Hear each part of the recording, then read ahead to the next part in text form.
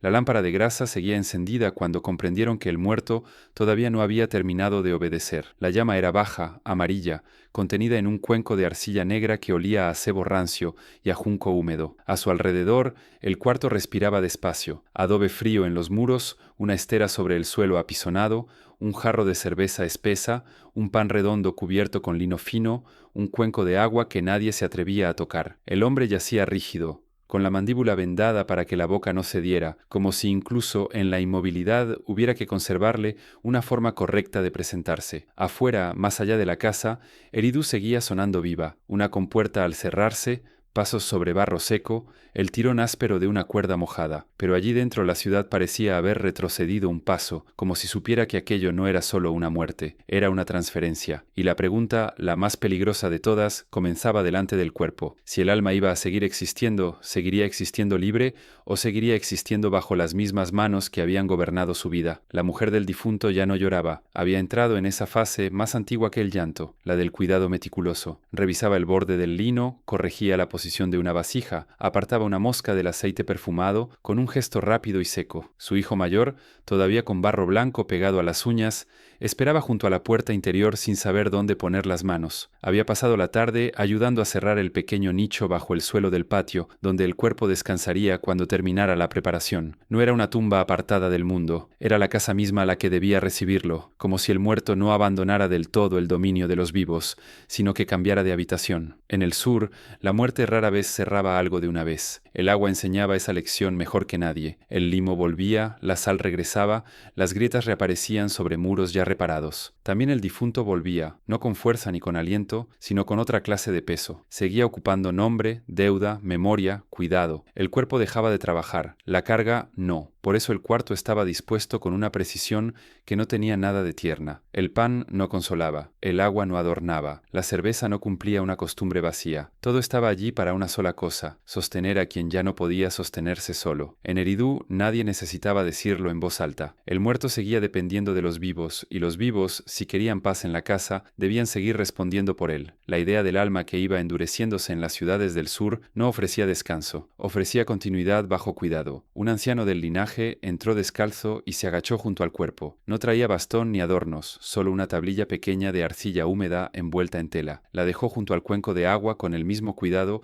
con que se deposita una herramienta peligrosa. No habló al principio. Miró el rostro vendado, la lámpara, el pan intacto, luego dijo en voz baja, casi con fatiga, que no le falte nombre. La frase era breve, pero en aquella habitación sonó como una ley entera. El hambre podía soportarse, el olvido no. Un muerto sin agua, sin pan y sin nombre no se desvanecía en paz, se degradaba, se volvía una presión oscura para la casa, algo sin lugar y sin disciplina. Todos en Eridu habían oído historias así, no como cuentos para asustar niños, sino como advertencias precisas. Lo que ocurre cuando una familia falla, cuando una línea se rompe, cuando una sepultura queda mal cerrada o un nombre deja de pronunciarse en el momento debido. La mujer alzó la vista hacia la tablilla, y por primera vez en toda la noche, su rostro mostró miedo verdadero, no al cuerpo, no al hoyo bajo el patio, no a la pérdida. Miedo a la segunda caída, que el hombre quedara mal sostenido en ese territorio incierto, donde el muerto seguía necesitando que alguien arriba recordara su existencia con exactitud. Y si fallaban, no perderían solo su memoria, perderían la paz de la casa. El hijo lo entendió también, aunque no habría sabido decirlo. Tenía las manos quietas, pero los dedos se cerraban y se abrían como si todavía estuvieran hundidos en el barro del nicho. La muerte no abolía la obediencia, la volvía más fina. El templo nunca lo decía de forma desnuda, pero la ciudad entera vivía según esa lógica. Los sacerdotes pesaban cebada, aceite, lana, pescado seco. Los escribas anotaban entradas, salidas, raciones, faltas. Y con la misma disciplina que ordenaba el grano y el agua, empezaban a ordenarse también las obligaciones hacia los ausentes. El alma no aparecía como una fuga del barro, sino como otra cosa que debía sostenerse. Quien guardaba el rito estrechaba el destino del muerto. Quien retenía el nombre retenía su parte más vulnerable. Entonces el hijo oyó pasos en el patio. No eran los de vecinos ni los de parientes tardíos. Eran pasos cortos, calculados, sin vacilación, como si hubieran sabido desde el principio dónde terminaba aquella noche. El anciano recogió la tablilla y se puso de pie con una lentitud ceremoniosa. La lámpara vibró apenas cuando la puerta se abrió. Entró un escriba del recinto, con el borde de la túnica limpio y el cálamo en su funda de caña. No traía duelo, traía función. Saludó apenas, recorrió con la vista el cuerpo, el pan, el agua, la lámpara, y pidió el nombre completo del hombre, el de su padre y el de la casa a la que pertenecía. El hijo respondió. El escriba humedeció la punta del cálamo y sin una sola palabra de consuelo comenzó a marcar la arcilla. Aquella fue la primera herida verdadera de la noche, porque entonces todos comprendieron lo mismo. El muerto ya había entrado en la cuenta. El escriba no levantó la cabeza mientras trazaba la última cuña. La arcilla húmeda descansaba sobre su palma izquierda y la derecha se movía con una precisión ofensiva, como si aquella noche no hubiera traído una pérdida, sino una obligación ordinaria del barrio. Marcó el nombre del muerto, el nombre del padre, la casa, la fecha según la luna, y después añadió lo que de verdad heló el cuarto: pan, cerveza, aceite, agua. No estaba describiendo un velorio. Estaba abriendo una cuenta. La lámpara siguió ardiendo con esa quietud insoportable de las cosas que no sienten vergüenza, y el hijo comprendió al fin lo que su madre ya sabía desde antes de que entrara el escriba. El cuerpo había terminado, pero el hambre no. El funcionario pidió ver el pan de cerca. No lo tocó. Se inclinó apenas para comprobar el tamaño, la cocción, la limpieza del lino. Luego hizo lo mismo con el jarro y el cuenco de agua. No hablaba como un sacerdote que protege un misterio,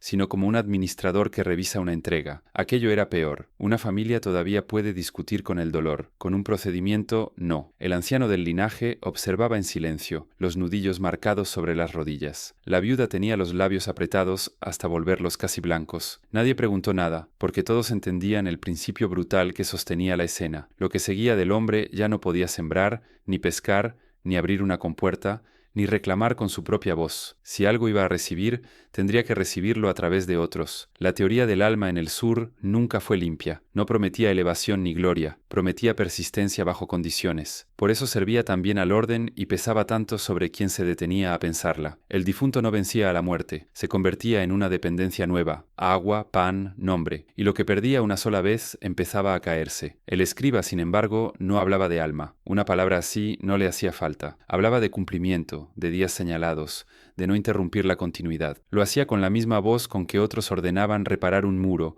o limpiar un canal. Ahí estaba la oscuridad verdadera. El destino del muerto había sido absorbido por la administración. La ciudad ya no gobernaba solo a los vivos. Empezaba a fijar también la suerte de los ausentes. Cuando terminó, pidió agua limpia para humedecer de nuevo la tablilla y alisar un borde. El hijo se la ofreció con manos torpes. El escriba no lo miró. Siguió trabajando y dijo, casi como quien corrige una cifra: si falta una vez, se nota. Si falta dos, empieza el desorden. Nadie necesitó que explicara de qué desorden hablaba. Todos habían oído relatos de muertos mal atendidos, de sombras irritadas, de casas donde el sueño se volvía espeso, de niños que enfermaban, de animales que se negaban a cruzar un umbral al caer la tarde. No importaba cuánto hubiera de miedo verdadero y cuánto de disciplina social en esas historias. Funcionaban. En una ciudad donde casi todo dependía de rutinas exactas, también la relación con los muertos debía obedecer calendario. Afuera, en alguna vivienda cercana, sonó un cierre de madera y luego silencio. El barrio seguía vivo alrededor de ellos, pero ya empezaba a insinuar otra cosa: que una falla en una casa nunca se quedaba del todo en una sola casa. La viuda por fin habló, pero no preguntó si su marido descansaría. Preguntó cuánto tiempo. Esa fue la pregunta correcta, y también la peor. El escriba levantó la vista por primera vez. Afuera sonó el golpe hueco de una puerta de almacén al cerrarse. En algún patio cercano, un perro ladró una sola vez y cayó enseguida. El hombre del recinto respondió con una serenidad que parecía aprendida para situaciones como esa. Mientras la casa siga siendo casa. No dijo años, no dijo generaciones.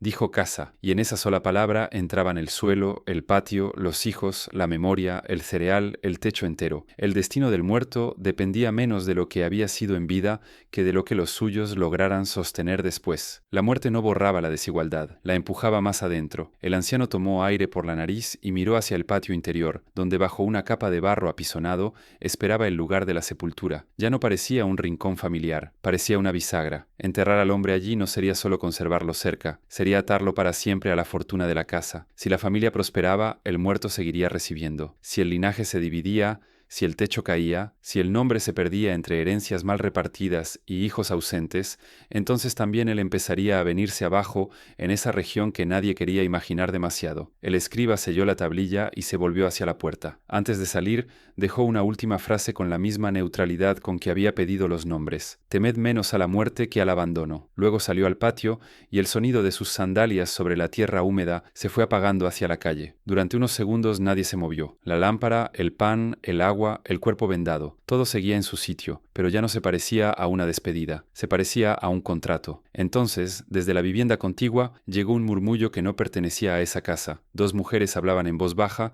sobre un hombre muerto el mes anterior en los bordes del canal, lejos del barrio, sin patio propio, sin hijos cerca, sin sepultura bien cerrada. Decían que al caer la noche seguía sintiéndose su falta, como si todavía buscara una puerta por la que volver. Y en ese instante, la familia entendió lo que vendría después, porque una cosa era alimentar a un muerto que aún tenía suelo, y otra muy distinta era imaginar lo que sucede cuando el hambre sobrevive al cuerpo, pero ya no tiene casa. Una casa no era solo un techo contra el viento del sur, era una forma de sujetar a los muertos. Por eso nadie durmió después de oír el rumor del vecino sin suelo y sin hijos cerca. La idea quedó suspendida sobre el patio como una humedad más espesa que la noche. Mientras el difunto siguiera dentro de una casa, dentro de un nombre, dentro de una línea de manos obligadas a recordarlo, todavía pertenecía a un orden. Pero fuera de eso, ¿qué quedaba? Barro, polvo, hambre. La viuda miró el punto donde, al amanecer, cerrarían la sepultura bajo el suelo doméstico y comprendió que no estaban escondiendo un cuerpo, estaban fijando una dependencia. Cuando salió la primera luz, el patio tenía ese color indeciso del adobe antes del calor. Habían retirado 2 esteras,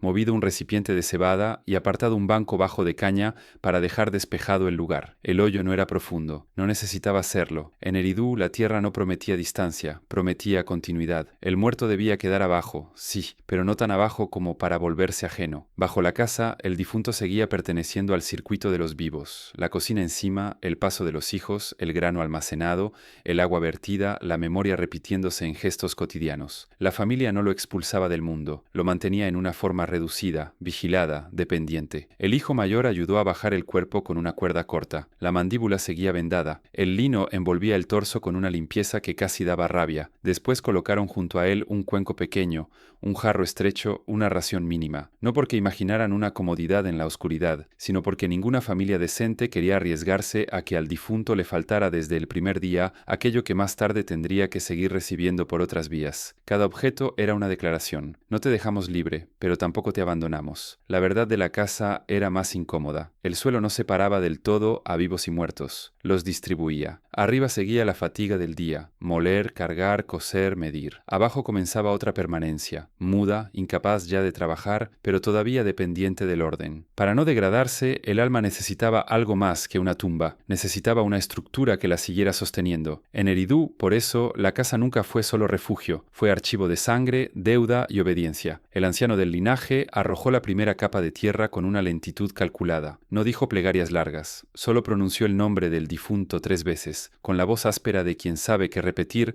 no es ornamento, sino fijación. Después señaló al hijo para que hiciera lo mismo. El muchacho obedeció, y al hacerlo pareció envejecer de golpe, porque pronunciar el nombre delante de la sepultura no era llorar, era asumir una carga. Desde ese momento la casa ya no contendría solo una familia, contendría también una obligación subterránea. Ahí pesaba de verdad la herencia. Quien recibía una casa no recibía solo paredes, vasijas, herramientas o un trozo de suelo. Recibía también a los ausentes que seguían dependiendo de ese recinto. El padre bajo el patio obligaba al hijo a quedarse. La madre junto al muro volvía más difícil dividir, vender o abandonar. La familia se mantenía no solo por la sangre que seguía viva arriba, sino por los muertos que seguían necesitando cuidado abajo. El miedo verdadero empezaba ahí, no al cadáver, que pronto sería tierra, sino a la ruptura de la cadena. Bastaba una mala cosecha, una disputa entre hermanos, una viudez mal sostenida, una ruina lenta del edificio. Una casa puede pudrirse igual que una autoridad. Primero pierde un borde, luego una puerta, luego un depósito, y al final no cae solo el barro, cae también la precisión del recuerdo. La viuda lo sintió antes que nadie cuando el hueco quedó cubierto y empezaron a apisonar la capa superior. El sonido de la tierra cerrándose no parecía final, parecía un candado. Miró alrededor, el horno bajo, el recipiente de agua, la cuerda colgada, las huellas aún frescas en el patio. Todo seguía igual, y sin embargo nada era igual. La casa se había vuelto más valiosa y más frágil al mismo tiempo. Más valiosa porque guardaba una vida que todavía pesaba. Más frágil porque ahora cualquier ruptura doméstica tendría consecuencias que descenderían con ella. Al mediodía, cuando el calor blanqueó el patio y el barro empezó a secarse, llegó una pariente lejana con dátiles y aceite. Al entrar evitó caminar sobre el centro recién alisado, no por delicadeza sino por conocimiento. Dejó la ofrenda junto al muro y preguntó en voz baja si el nombre ya había sido dicho ante testigos del linaje. La viuda respondió que sí. La mujer asintió, pero no pareció aliviada. La casa ayuda, murmuró, pero solo mientras el nombre siga vivo. Esa frase cayó peor que toda la ceremonia de la mañana, porque habría una grieta allí donde todos querían sentir firmeza. El suelo podía retener el cuerpo, el patio podía señalar pertenencia, la familia podía sostener durante un tiempo la continuidad. Pero si un día el nombre dejaba de pronunciarse, si el linaje se rompía, si la memoria se volvía torpe, entonces ni siquiera la casa bastaría para sujetar del todo al muerto. Y al oír eso, el hijo comprendió cuál era el verdadero peligro que acababa de heredar. No custodiar una tumba, sino impedir que el nombre de su padre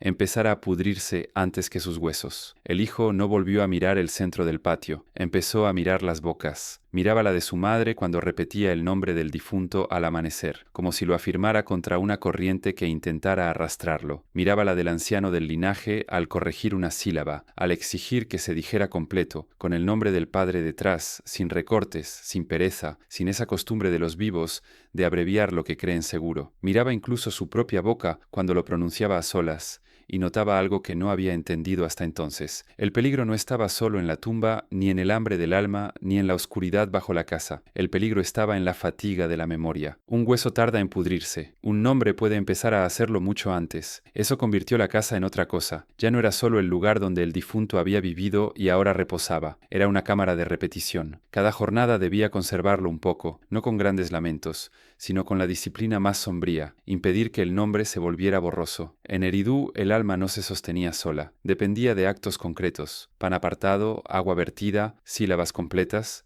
una casa que todavía supiera a quién guardaba bajo su suelo. El nombre era la cuerda más fina de todo el sistema. Por eso era también la más fácil de romper. A los pocos días, la viuda llevó al muchacho al recinto exterior del templo, no al santuario interior, reservado para quienes servían más cerca del dios, sino a la zona donde se entregaban grano, aceite, lana y pequeñas obligaciones de barrio. El lugar olía a arcilla húmeda, pescado seco y fibra de caña. Había hombres esperando con jarras, mujeres con cestas bajas y 2 escribas sentados ante tablillas recién alisadas, recibiendo nombres con la paciencia fría de quienes saben que la ciudad entera termina pasando por sus manos. El hijo sintió por primera vez la verdadera dimensión del miedo. Su padre ya no dependía solo de la casa, dependía también de ser correctamente recibido por el registro. La viuda se acercó, dijo el nombre del muerto, el del padre del muerto, el de la casa, el barrio, la ofrenda comprometida. El escriba repitió cada palabra y la fue hundiendo en la arcilla con el cálamo. Ni consuelo, ni solemnidad, ni misterio, solo exactitud. La segunda vida de un hombre empezaba a parecerse demasiado a una entrada de almacén. Ahí estaba la revelación silenciosa de la ciudad. El nombre no sobrevivía mejor por ser amado, sino por quedar fijado. En labios familiares sí, pero también en listas y tablillas. La garganta falla, la arcilla seca resiste. Por eso el escriba era algo más que un servidor del recinto. Custodiaba una permanencia que los vivos por sí solos no podían asegurar. Un hijo puede morir, una casa puede caer, pero una marca correcta sobre barro, copiada a tiempo,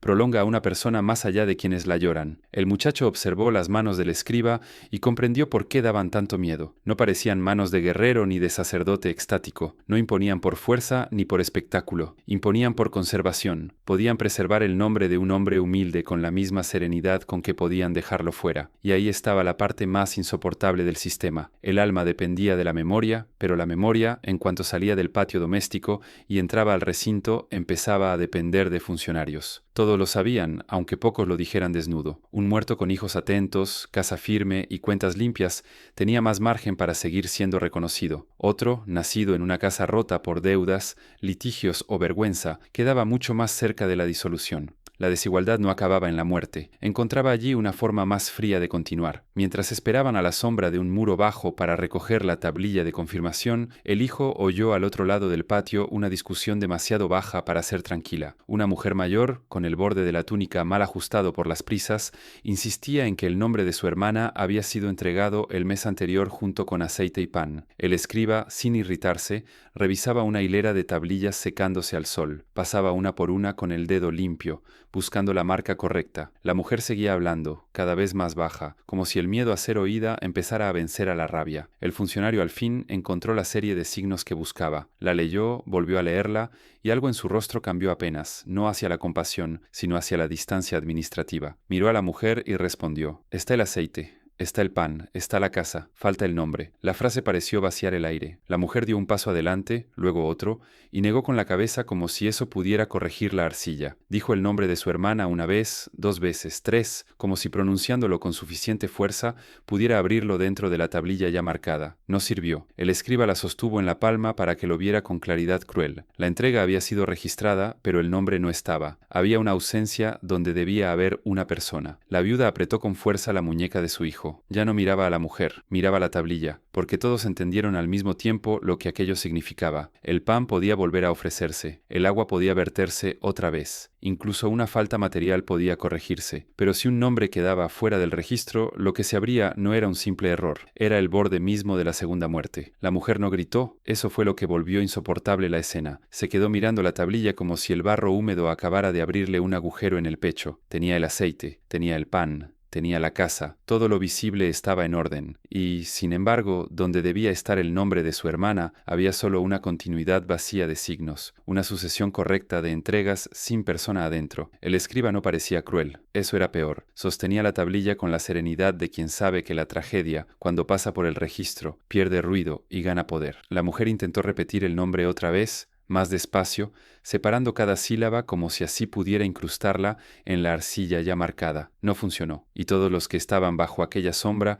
entendieron al mismo tiempo la misma verdad. Un muerto puede ser alimentado y aún así empezar a desaparecer. La viuda apartó a su hijo del patio del recinto sin decir una palabra. No quería que la vieran mirar demasiado. En Eridú, el miedo más profundo nunca se exhibía completo. Se llevaba de vuelta a casa, donde podía tomar forma dentro de las costumbres. Cruzaron la calle de barro endurecido, pasaron junto a un muro bajo manchado por sal vieja y entraron al patio doméstico con esa prisa contenida de quienes no corren por fuera porque ya están corriendo por dentro. Solo cuando la puerta se cerró, la mujer habló. Cumplir no basta. El hijo la miró sin responder. Bajo sus pies, en el centro del patio, descansaba el cuerpo de su padre. La superficie apisonada seguía intacta. Nada en la casa indicaba desorden. El jarro, el horno, la cuerda, las esteras, todo estaba donde debía estar, y sin embargo, desde la escena del recinto, aquel suelo había cambiado de peso. Ya no contenía solo un muerto dependiente, contenía la posibilidad de un error irreversible. Hasta entonces, el muchacho había pensado la continuidad del difunto como una carga dura, pero comprensible. Decir el nombre, ofrecer la ración, mantener la casa en pie, no romper la línea. Ahora veía algo peor. No bastaba con obedecer, también se podía caer por una omisión, por una sílaba no fijada, por un registro incompleto. Una persona podía seguir recibiendo arriba y empezar, aún así, a resbalar fuera del orden. Esa era la segunda muerte. No la del cuerpo, ya consumida sobre la estera, sino la otra, la que empezaba cuando el nombre perdía firmeza en la casa, en la memoria, en la tablilla, en la cadena de quienes todavía respondían por él. Un hombre podía morir una vez en su carne y otra en el sistema que debía sostenerlo, y esa caída tenía algo más humillante que la primera. No venía del tiempo, sino de los vivos. Al caer la tarde, vino el anciano del linaje. La viuda le contó lo ocurrido en pocas palabras. No exageró, no hizo falta. El viejo se sentó junto al muro y miró largo rato el centro del patio, como si pudiera atravesar la capa de adobe endurecido y hablarle al muerto de hombre a hombre. Luego dijo algo que el muchacho no olvidaría nunca. La primera muerte le quita al hombre la fuerza, la segunda le quita el lugar. Era la frase más precisa que había oído desde la noche del deceso, porque eso era exactamente lo que estaba en juego, no la mera supervivencia de una sombra,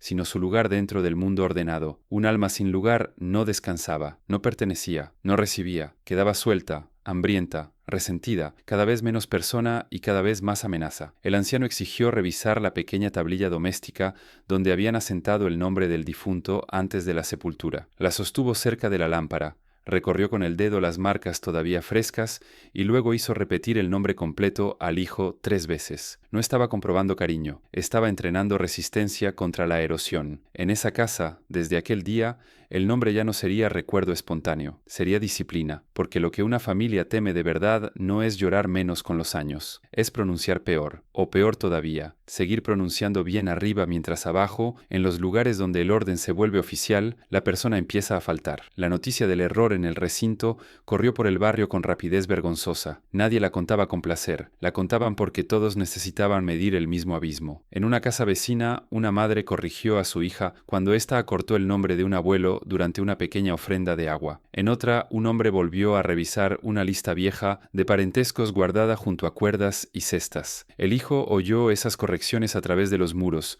y entendió que ya no había rincón inocente en el barrio. El miedo estaba volviendo más exactos a los vivos. Ahí estaba la utilidad más brutal de la doctrina. Un poder que puede amenazar al hombre después de muerto ya no necesita alzar tanto la voz para gobernarlo en vida. Aquella noche, antes de apagar la lámpara, la viuda dejó pan y agua junto al muro del patio con una firmeza casi feroz. El hijo observó el gesto y entendió que ya no estaban haciendo un duelo, estaban defendiendo una posición. Debajo de la casa había un hombre al que no podían devolverle el aliento, pero todavía podían impedirle la caída final. Todavía. Entonces oyeron pasos en la calle. Varios, no de parientes ni de vecinos curiosos, sino de funcionarios y portadores que avanzaban hacia el recinto. El anciano alzó la cabeza, escuchó un momento y murmuró, no para consolar, sino para nombrar el peligro con exactitud. Ya no es asunto de familias, ya lo están convirtiendo en sistema. Los pasos no se detuvieron frente a una sola casa, siguieron de largo por la calle principal del barrio y fueron tocando una puerta tras otra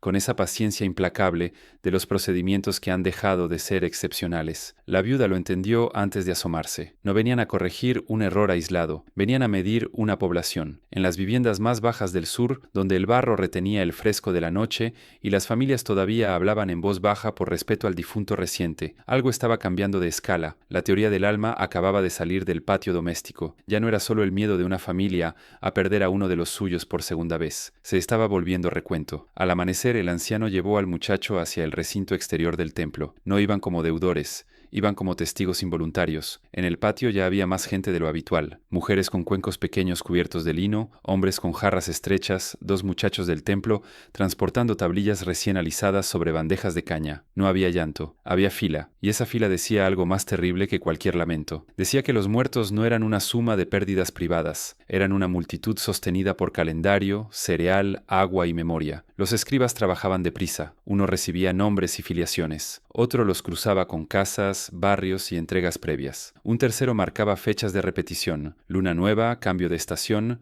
conmemoraciones de linaje, días señalados por el recinto. El hijo observó el movimiento de sus cálamos y comprendió la magnitud del problema. Su padre no estaba siendo recordado como individuo único, sino integrado en una red de ausentes que exigía continuidad. Eso era lo que el sistema había aprendido. Una ciudad no estaba hecha solo de quienes cargaban agua, drenaban canales o molían cebada. También estaba hecha de sus ausentes. Los muertos seguían reclamando lugar, y su hambre había dejado de ser doméstica. Había que contarla, preverla, mantenerla dentro de cauces. Igual que el agua y el grano, también ellos habían entrado en la administración. El anciano murmuró junto al muchacho, sin apartar la vista del patio. Una casa puede cargar con sus muertos. Una ciudad entera ya no los recuerda, los gobierna. La frase cayó con el peso de una revelación tardía, porque eso era exactamente lo que sucedía. Las pequeñas ofrendas familiares seguían existiendo, pero por debajo de ellas se levantaba otra maquinaria. Listas maestras, secuencias de linaje, fórmulas de conmemoración, control de accesos al recuerdo legítimo. El alma no sobrevivía en un vacío religioso, sobrevivía dentro de una administración del más allá montada sobre la tierra. Más tarde, uno de los funcionarios pidió silencio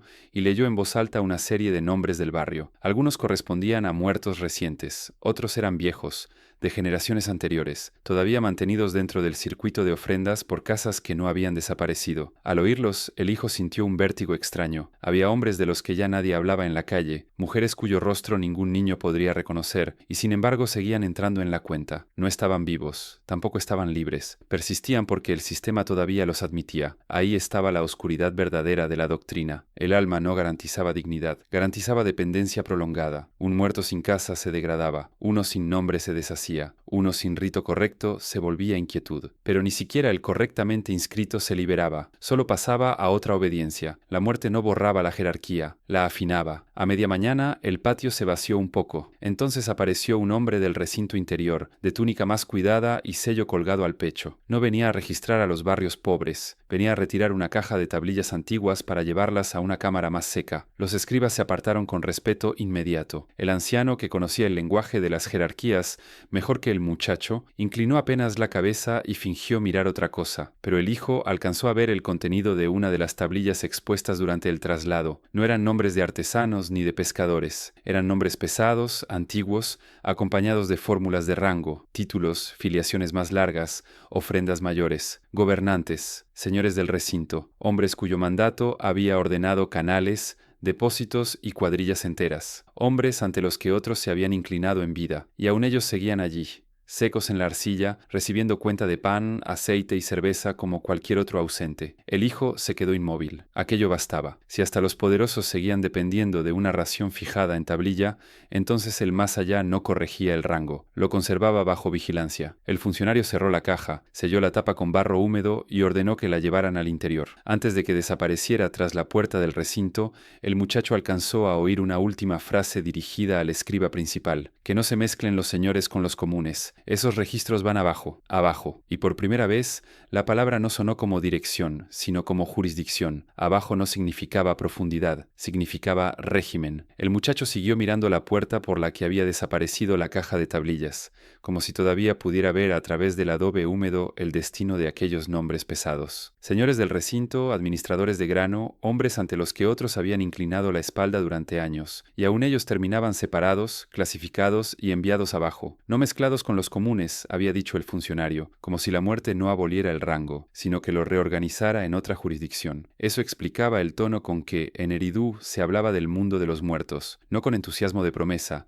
sino con resignación y cálculo, como se habla de un almacén severo o de un distrito bien guardado. Había puertas, niveles, precedencias, raciones pobres, y el verdadero terror no era que después del cuerpo no hubiera nada, era que después del cuerpo siguiera habiendo administración. El anciano llevó al muchacho fuera del recinto, y caminaron en silencio hasta la orilla baja, donde el terreno empezaba a ceder hacia juncos y barro salado. Allí el viento olía a agua quieta y a cosa vieja. Solo entonces habló: los vivos temen morir, los sabios temen dónde los pondrán después. No era una sentencia sacerdotal, era una observación gastada por los años. En el sur, incluso el más allá, había sido pensado con lógica de ciudad. Quien descendía no entraba en una libertad inmensa, sino en una continuidad reducida. Los grandes conservaban algo de su rango, los humildes algo de su necesidad. Todos perdían lo mismo, la capacidad de corregir su suerte con sus propias manos. Abajo, el alma dependía por entero de lo que otros sostuvieran en su nombre. Por eso, aquel reino resultaba más cruel que un castigo abierto. No estaba hecho de llamas ni de gloriosas venganzas. Estaba hecho de dependencia sin salida, polvo en la boca, agua recibida por otros, pan que llega o no llega, nombre pronunciado o dejado caer. La muerte, en esa visión, no corregía las injusticias del mundo, las volvía más lentas y más difíciles de disputar. Un hombre podía haber mandado cuadrillas enteras, pero si su casa se fracturaba, si su linaje se debilitaba, si el recinto dejaba de fijarlo con precisión, también él comenzaba a bajar dentro de su propio descenso. Entonces el muchacho entendió la operación completa. El sistema no estaba hecho para consolar, estaba hecho para evitar desorden. Igual que arriba se dividían barrios, depósitos y accesos, abajo se distribuían los muertos. La ciudad había proyectado su propia forma sobre el más allá. De regreso a casa, el anciano pidió agua y se sentó junto al centro del patio, justo encima de la sepultura reciente. La viuda los observó sin interrumpir. El hijo le contó lo que había oído: los registros separados, los grandes nombres, la palabra abajo usada como quien designa una oficina. La mujer no se sorprendió, solo cerró los ojos un instante, como si confirmara un conocimiento demasiado viejo para necesitar pruebas. Siempre lo supieron, dijo. Por eso temen tanto a los muertos sin rito, no por piedad, porque un alma fuera de lugar les arruina el mapa. Ahí estaba el núcleo del problema. Un muerto hambriento no era solo una desgracia familiar, era una falla de clasificación, una ruptura en el gran dibujo que mantenía a cada quien donde debía estar. Si la teoría del alma aterrorizó a las ciudades del sur, fue porque enseñó que la muerte no liberaba a nadie de la pregunta más humillante de todas: ¿quién sigue decidiendo tu lugar cuando ya no puedes defenderlo? La revelación era esa: los dioses no habían prometido una vida futura mejor, habían ofrecido una continuidad gobernable. La tarde fue cayendo con lentitud y la casa volvió a oler a pan tibio, aceite y tierra fresca. Bajo el suelo, el padre del muchacho seguía entrando en esa nueva condición donde no bastaba haber vivido, había que ser sostenido. El hijo pensó en los nombres sellados en tablilla, en los muertos comunes, en los señores enviados a un registro aparte, en el polvo del gran reino donde nadie subía por mérito propio, y por primera vez sintió no solo miedo, sino algo más corrosivo, la sospecha de que incluso los dioses obedecían allí alguna lógica anterior a su capricho, porque si el mundo de abajo tenía puertas, entonces alguien las había cerrado, y fue justo en ese punto, cuando la noche empezaba a apretar el barrio, y el patio se hundía en sombra, cuando llegó desde la calle una noticia que no pertenecía a las casas humildes ni a los muertos recientes. Venía del recinto mayor, traída en susurros veloces por dos mujeres del templo. Una gran señora de los altos santuarios, acostumbrada a entrar donde otras se detenían, había vuelto sus ojos hacia ese reino, y no pensaba inclinarse ante sus límites. Su nombre era Inanna, y lo primero que volvió peligrosa su aparición no fue la belleza, sino la costumbre de atravesar límites que otros solo veneraban desde lejos. No pertenecía al mundo de los patios humildes ni al de las viudas que contaban panes para un solo difunto. Pertenecía a la franja alta del poder, donde el perfume, la música ritual, los metales pulidos y la autoridad se confundían hasta parecer una sola sustancia. En los templos de las ciudades más ambiciosas, su presencia no se sentía como la de una madre piadosa ni como la de una protectora serena. Se sentía como ascenso, empuje, deseo de ocupar más espacio del permitido. Por eso la noticia corrió con esa mezcla de admiración y miedo que siempre acompaña a los nombres que no aceptan quedarse dentro de sus muros. Inanna había puesto los ojos en el reino de abajo, no porque quisiera consolar a los muertos, no porque alabara su suerte. Lo que la atraía era otra cosa. Si el alma seguía existiendo bajo administración, si incluso los grandes nombres eran clasificados, retenidos y sostenidos según reglas que sobrevivían a la carne, entonces allí abajo había algo más valioso que el duelo. Había jurisdicción, y ningún poder de altura soporta durante mucho tiempo la existencia de una jurisdicción que no controla. El muchacho oyó esa versión primero en labios de dos mujeres del recinto, y después la escuchó repetida con más cautela por el anciano del linaje, que nunca despreciaba un rumor cuando venía cargado de lógica política. Inanna no descendía como una enamorada del abismo, ni como una insensata fascinada por el peligro. Descendía como lo hacen los poderes verdaderos cuando descubren un territorio que limita su alcance, para medirlo, para someterlo o, si era posible, para reapropiarse de sus reglas. Eso explicaba el temblor que recorrió los recintos mayores cuando comenzaron a circular los detalles de su avance. No había irrumpido con un ejército ni con un decreto público. Había pedido entrada, y cada puerta, en lugar de abrirse de una vez, exigía una renuncia. Primero un adorno de frente, luego una vara de mando, después una joya, una tela, un signo de oficio, un emblema de rango. A cada umbral dejaba algo. Lo que desde arriba podía parecer ceremonia, desde más cerca revelaba su verdadera función. El reino de los muertos no admitía autoridad intacta, la descomponía por capas. Quienes sabían leer el lenguaje del poder entendieron enseguida lo que estaba ocurriendo. No era humillación teatral, era serialización. Puerta tras puerta, Inanna iba siendo reducida de señora visible a presencia desnuda. El régimen de abajo no negaba su rango, lo desarmaba para mostrar de qué estaba hecho, y esa prueba era cruel precisamente porque no necesitaba gritar. El hijo volvió a pensar en su padre bajo el patio. La misma lógica que retenía a un hombre humilde con pan, agua y nombre, ahora despojaba a una gran señora de sus signos exteriores. Eso confirmaba algo insoportable. La muerte no era un caos ajeno al orden de la ciudad, era el orden llevado a su forma más exacta. Allí donde los vivos discutían, negociaban o disimulaban, abajo todo se volvía nítido: dependencia, acceso, pérdida, sustitución. Porque la última noticia, la que hizo callar incluso a quienes adoraban pronunciar el nombre de Inanna con deseo y admiración, fue peor que su descenso. No volvió cuando quiso. Ese fue el punto exacto en que la historia dejó de parecer prestigio y empezó a oler a encierro. El reino de abajo no solo despojaba, retenía. Una vez dentro, la gran señora descubrió lo mismo que cualquier alma hambrienta habría aprendido mucho antes. Entrar en la jurisdicción de los muertos no garantizaba salida. No hacía falta envolver aquello en prodigios. Bastaba la lógica. Un sistema que administra ausentes no tolera vacíos gratuitos. Si alguien sale, otro sostiene el lugar. Si una autoridad cruza el umbral y pretende volver intacta, el régimen entero se resiente. Por eso abajo no se pensaba en términos de compasión, sino de balance. La viuda, al oírlo, murmuró una frase que dejó helado al muchacho. Ni siquiera ella podía salir llevándose su puesto completo. La sentencia era exacta. Inanna había descubierto que el alma no era un privilegio portátil, era una posición dentro de una red de dependencias, y toda posición arrancada a la fuerza exigía compensación. Se empezó a decir entonces, en patios, depósitos y pasillos del templo, que su retorno no fue un triunfo limpio,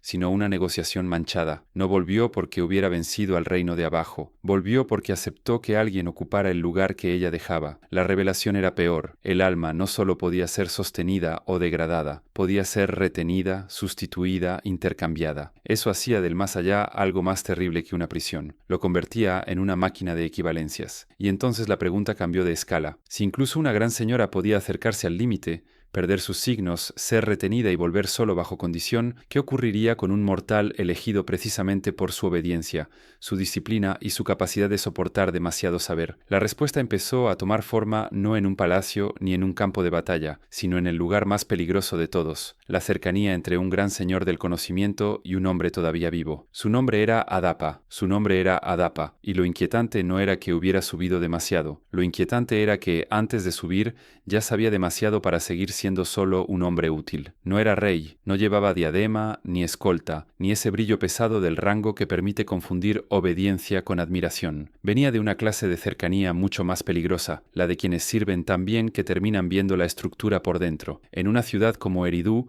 eso bastaba para convertir a un mortal en problema, porque el sistema podía tolerar manos fuertes, espaldas dobladas, incluso familias enteras desgastadas sosteniendo a sus muertos. Lo que toleraba peor era una inteligencia disciplinada. Un hombre que aprendiera a leer el agua, medir el grano, reconocer el peso exacto de una compuerta y entender qué ocurre cuando una ración cambia sin razón visible, empezaba a mirar el mundo con ojos que ya no eran del todo dóciles. Eso fue Adapa. El anciano del linaje no lo explicó como un héroe, ni la viuda como un sabio admirable. Lo nombraron con el respeto tenso reservado a los precedentes peligrosos. Un hombre así demostraba que la distancia entre el conocimiento de los dioses y la capacidad de los hombres no era infinita, era vigilada. Y esa diferencia lo cambiaba todo, porque un abismo natural solo impone resignación. Un límite vigilado despierta sospecha. Se decía que Adapa había sido formado por el gran señor de Eridú, el que prefería resolver antes que deslumbrar, el que comprendía mejor los depósitos, los canales, el barro correcto y la lentitud del agua bajo la tierra que los himnos vacíos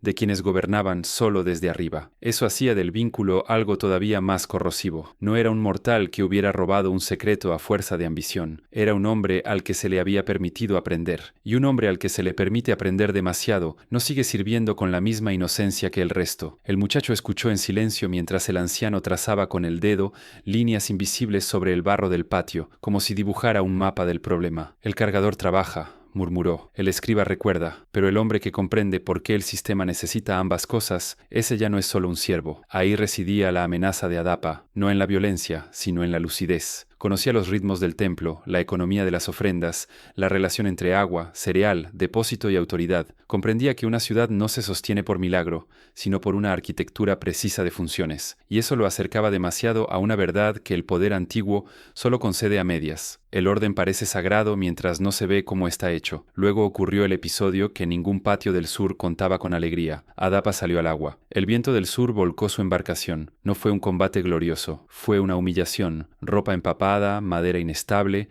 respiración rota, la violencia del agua entrando por la boca. Y, en medio de esa furia pequeña y ridícula, hizo algo que un mortal no debía hacer. No aceptó el accidente. Lo enfrentó con palabras y conocimientos recibidos demasiado cerca del recinto donde nacen las instrucciones peligrosas. El viento del sur quedó quebrado. No importaba cuánto hubiera añadido el miedo o pulido la tradición. Bastaba una sola cosa. Un hombre había actuado sobre una fuerza que debía permanecer por encima de él. La noticia subió más alto que los patios y los recintos de barrio, hasta donde ya no mandan los administradores del grano, sino los dueños de la distancia. Entonces llegó la orden. Adapa debía comparecer arriba. El hijo del difunto sintió un frío extraño al oír esa parte, porque por fin comprendía la relación entre esa historia y todo lo que habían aprendido desde la muerte de su padre. El problema no era simplemente si Adapa viviría o moriría. Los hombres del sur ya vivían rodeados de muerte. El problema era otro. Un mortal estaba siendo llevado hasta el borde donde se decide qué puede saber un alma y qué no puede llegar a ser. Antes de partir, el gran señor de Eridú lo instruyó. Le enseñó cómo hablar, ante qué nombres inclinarse, qué qué compostura mantener delante del poder superior, y sobre todo, le dejó una orden precisa, más peligrosa que cualquier arma. Si le ofrecían pan y agua de vida, no debía aceptarlos. Ahí estaba la compuerta verdadera de la historia. En esa sola instrucción cabía todo el sistema, que el hombre supiera, sí, pero no hasta volverse igual, que sostuviera mejor el mundo, sí, pero sin dejar de necesitar a quienes lo gobiernan. Adapa obedeció. Llegó arriba, se presentó con la exactitud aprendida, vio abrirse el umbral que ningún mortal debía tocar, y cuando le ofrecieron lo que habría quebrado la ley más profunda del régimen, rechazó el don. Así perdió la inmortalidad y conservó la lucidez. Desde fuera aquello podía contarse como protección. Desde más cerca solo era administración del límite. A Adapa no se le negó por indigno, sino por peligroso. Un hombre que sabe y además deja de morir ya no sirve como herramienta ni como heredero obediente. Se vuelve una amenaza para el principio entero. La viuda bajó la vista hacia el centro del patio. Entonces lo dejaron ver el techo, dijo, pero no tocarlo. Era la frase exacta, y la más terrible, porque desde ese día el problema ya no fue si un hombre podía acercarse demasiado, sino qué ocurre cuando regresa sabiendo que el límite del alma no es natural, sino decidido. Adapa volvió sin vida eterna, pero con algo mucho más corrosivo para el orden, la certeza de que incluso el cielo funciona como un recinto con acceso restringido, y una verdad así no podía quedar suelta. Necesitaba barro, sello, repetición. En Eridú ese lugar ya existía, húmedo, cerrado y lleno de tablillas. Estaba húmedo, sellado y lleno de tablillas. No era una cámara construida para el asombro, no tenía el brillo de los grandes recintos donde el poder se exhibía con aceite perfumado, música lenta y metales que devolvían la luz como si no pertenecieran a la misma tierra que el barro de los barrios bajos. Era peor, era un lugar hecho para durar. Las paredes conservaban un fresco terroso, el aire olía a arcilla seca, caña trenzada y lino antiguo. Allí no se gritaba el nombre de los dioses, allí se los volvía procedimiento. Y si Adapa había regresado sabiendo que el techo del alma no era una ley natural, sino una compuerta vigilada, era porque en recintos así se decidía cuánto podía recordar una ciudad y bajo qué condiciones podía seguir recordándolo. El muchacho no vio aquella cámara con sus propios ojos. Nadie de su rango habría entrado sin permiso, pero la conocía del mismo modo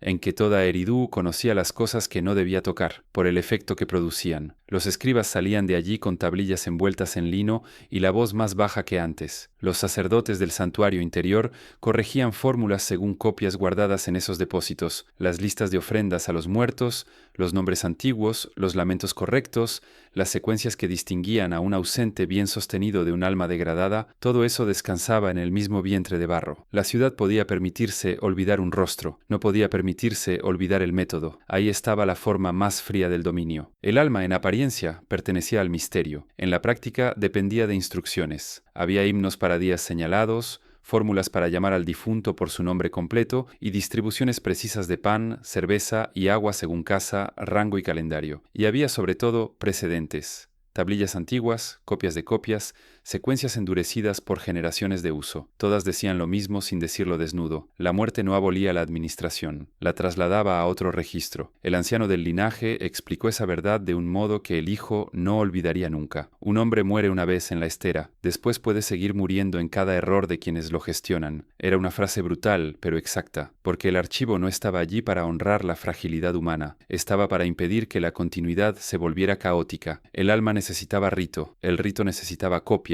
la copia necesitaba depósito, y una vez que algo llega a depender de depósito y copia, deja de pertenecer por completo a la familia que lo siente, pasa a manos de quienes custodian la versión correcta de su existencia. Eso volvía a escribas y sacerdotes algo más que intermediarios, eran administradores del después. La familia podía llorar, alimentar, recordar, pero la forma legítima de ese recuerdo quedaba fijada por quienes trabajaban ante barro húmedo y fórmulas heredadas. El más allá no empezaba tras la muerte, empezaba en la tablilla. Por eso Adapa importaba tanto, no por haber rozado una inmortalidad perdida, sino por haber visto demasiado cerca cómo se conserva la distancia entre hombres y grandes señores. El pan de vida no le fue negado por instinto, le fue negado por decisión, como se mantiene cerrada una cámara. Y en Eridú toda decisión así dormía en arcilla. La ciudad siguió respirando algunos días como si nada hubiera cambiado. Los patios conservaron su rutina, los canales todavía se abrían al amanecer. Los pescadores regresaban con juncos pegados a las piernas y olor a agua vieja. En las casas,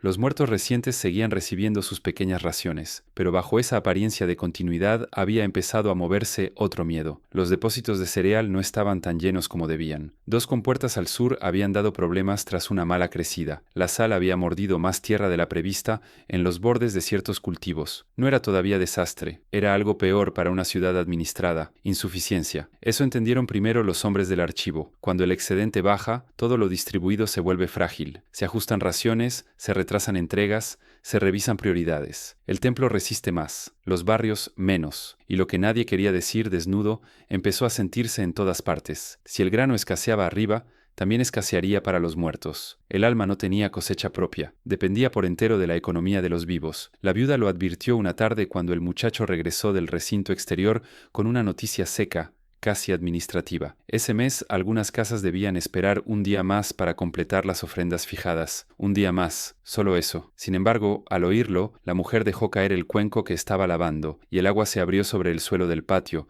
como una mancha de mal augurio. No fue el ruido lo que heló la casa, sino lo que entró con él. La idea repentina de que incluso una demora mínima podía bajar hasta el muerto, porque una ciudad puede soportar hambre, impuestos, incluso entierros apresurados. Lo que no soporta en paz es imaginar que también sus ausentes empiezan a recibir menos. Aquella noche nadie en la casa habló alto. Debajo del suelo, el padre seguía dependiendo de exactitudes que ya no parecían garantizadas. En el recinto, los escribas empezaban a corregir listas. En los almacenes las cifras dejaban de coincidir con la confianza. Y en la zona más peligrosa de todo el sistema, esa donde el alma seguía existiendo solo mientras otros pudieran sostenerla, estaba a punto de producirse la revelación que ninguna ciudad de barro quiere mirar de frente. Cuando escasea el pan, también escasea la paz de los muertos. Cuando escasea el pan, también escasea la paz de los muertos. La frase no se dijo en público el primer día, se notó. En la demora con que una casa recibió el aceite prometido, en el cuenco de cerveza rebajado con más agua de la habitual, en la manera en que un escriba, antes meticuloso, empezó a usar una misma tablilla para corregir dos entregas distintas. Luego llegó a los patios como llegan las verdades verdaderamente peligrosas en una ciudad antigua, no en forma de decreto, sino en forma de reducción, un poco menos. Un día más tarde, una omisión pequeña, y de pronto toda Eridu comprendió lo que hasta entonces había conseguido no pensar del todo. Si el alma seguía existiendo bajo sustento, entonces el hambre del mundo de arriba podía abrirse paso también hacia abajo. Los vivos siguieron trabajando, porque el miedo no abre compuertas, ni seca barro, ni muele cebada por nadie. Pero durante aquellas semanas todo se hizo con un segundo pensamiento pegado a la nuca. Los hombres que retiraban limo se preguntaban si habría ofrenda suficiente al volver a casa. Las mujeres que apartaban grano ya no dividían solo entre hambre presente y hambre futura, sino entre vivos y ausentes. Y así, con una obscenidad insoportable, la ciudad vio la base material de su doctrina. También el alma dependía del excedente. La viuda lo sintió primero en las manos. Al preparar la ración para el hombre enterrado bajo el patio, calculó con demasiada rapidez cuánto podían sostener si la insuficiencia se prolongaba una luna más. 2, quizá 3. Ese fue el verdadero escándalo. No la escasez en sí, sino la necesidad de calcular al muerto. Hasta entonces había obedecido como se obedece una obligación antigua, sin discutirla por dentro. Ahora, por primera vez, el pensamiento prohibido se formó completo. Si faltaba grano, ¿quién debía recibir menos? ¿Los vivos que todavía cargaban agua y barro? ¿O el hombre ya tendido bajo el suelo, cuyo nombre seguía reclamando pan y agua